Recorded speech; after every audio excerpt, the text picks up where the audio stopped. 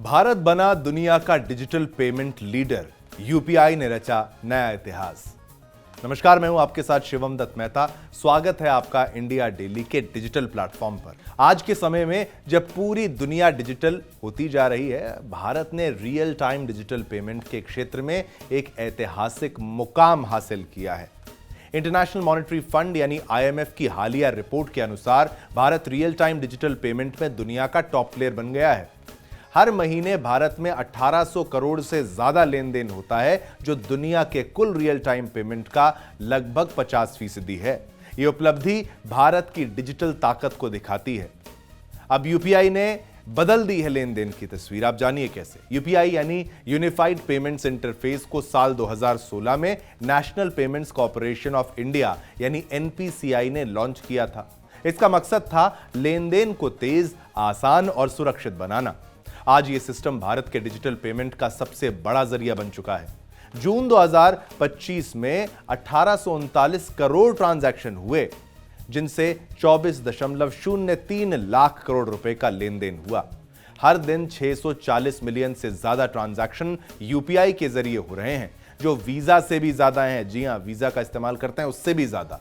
अब आप यह भी जान लीजिए कि कैसे 85% डिजिटल पेमेंट यूपीआई के माध्यम से हो रहे हैं। देश भर में 650 लाख जो है कारोबारी और 4910 लाख यूजर्स यूपीआई से जुड़े हुए हैं।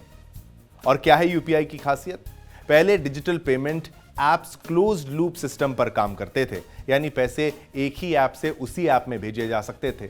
लेकिन यूपीआई ने इस सोच को पूरी तरह बदल दिया है।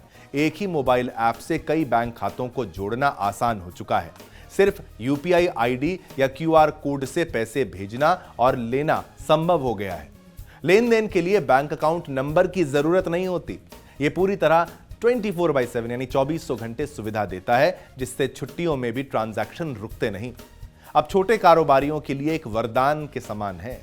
यूपीआई ने लाखों छोटे कारोबारियों को डिजिटल पेमेंट स्वीकार करने में मदद की है, वो भी बहुत कम लागत पर। अब छोटे दुकानदार, सब्जी वाले या चाय वाला भी क्यूआर कोड लगाकर डिजिटल पेमेंट स्वीकार कर पा रहा है। इससे नगदी पर निर्भरता घट चुकी है और लेन देन ज्यादा पारदर्शी हुए हैं और आसान हो गया है। अब आपको कैश लेकर चलने की जरूरत नहीं है। वैश्विक स्तर पर बढ़ता प्रभाव जानिए। अब आईएमएफ की रिपोर्ट में यह भी बताया गया कि यूपीआई अब सिर्फ भारत तक सीमित नहीं है। यह अब 7 देशों में उपलब्ध है: UAE, Singapore, Bhutan, Nepal, Sri Lanka, France और मॉरिशस।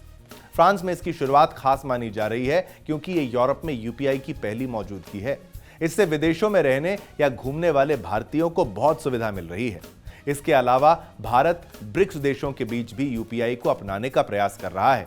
यदि ऐसा होता है तो यह विदेशी पैसे भेजने यानी रेमिटेंस को आसान बनाएगा, वित्तीय समावेशन को बढ़ावा देगा और भारत को डिजिटल फाइनेंस में ग्लोबल लीडर बनाएगा।